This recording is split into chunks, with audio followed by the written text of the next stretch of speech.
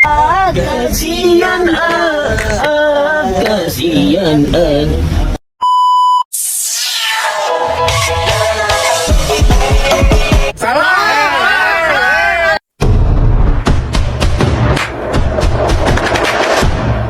A few moments later. Saya Abdul Rauf Singkil. Nama asli beliau adalah Nurdin Abdul Rauf. Terkenal dengan nama saya Abdul Rauf Singkil karena dilahirkan di daerah Singkil, Banda Aceh tahun 1615. Beliau adalah ulama terbesar Banda Aceh, tokoh penting dalam penyebaran agama Islam dan guru dari berbagai ulama.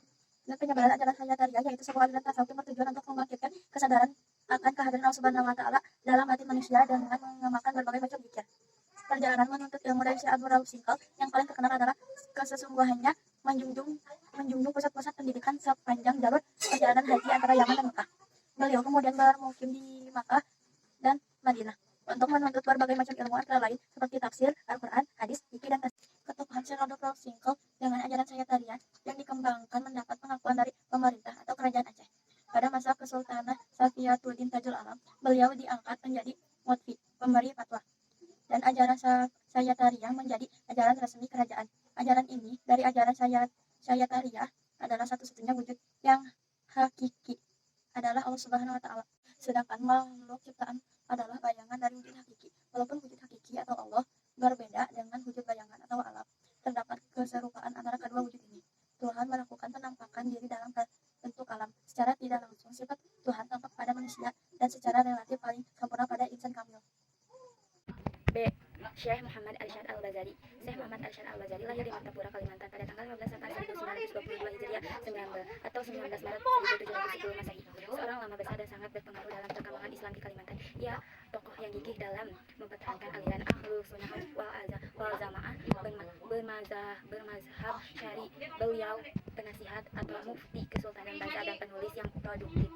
Setelah menamatkan belajarnya di Mekah pada bulan Ramadan 1180 Hijriah atau 1772 Masehi, ia kembali ke Martapura, Kalimantan. Pengusaha Kesultanan Banjar, Sultan Tamzidullah 1746 sampai 1778 menghadiahkannya sebuah tanah kosong berupa hutan belukar.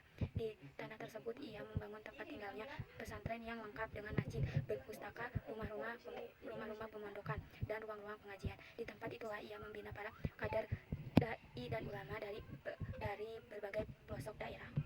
Selain mendidik para santri, Syekh Al-Bazali juga aktif menjalankan dakwah di setiap tempat hingga ke pelosok-pelosok desa. Semangat kehidupan beragama menjadi tumbuh dan meningkat atas usahanya kepada Sultan di Kesultanan Banjar diberlakukan hukum Islam.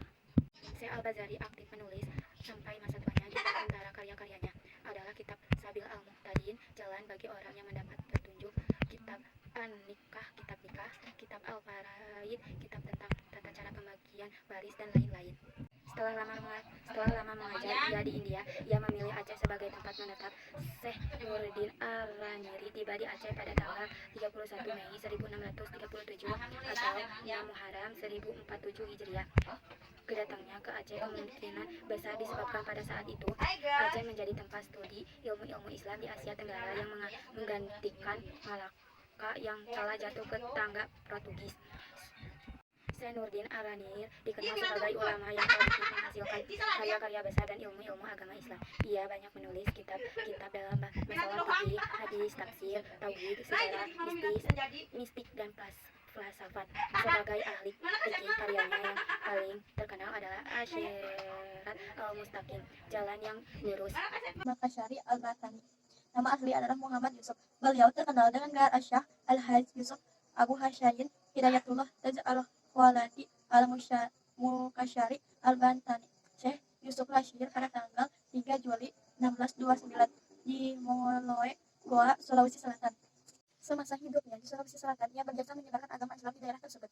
Ia adalah peranan perjuangan 3 orang ulama yang membawa Islam dari Minangkabau, yaitu Abdul Makmur Khalid Tunggal, Dato Ti Bandung, Sulaiman Khatib Sulung, Dato Irfatimang, Abdul Jawad Khatib Pangsi, Dato Ritiro, yang berhasil mengislamkan Raja Goa dan Talo pada tanggal 9 Jumadil Awal 1014 Hijriah atau 22 mengislamkan atau 22 September 1605. Syekh Yusuf menguasai ilmu al-Arabiyah, nahwu, syaraf, dan balaghah dengan baik. Demikian juga fikih, tauhid, hadis, dan tasawuf. Pada masa akhir perjuangannya di Sulawesi Selatan, ia lagi menghabiskan hidupnya di dunia tasawuf. Masalah inilah yang mendorong dia untuk meninggalkan Makassar pada tanggal 28 September 1645. Selain untuk memperbedakan tasawuf, juga untuk menunaikan ibadah haji ke Baitullah.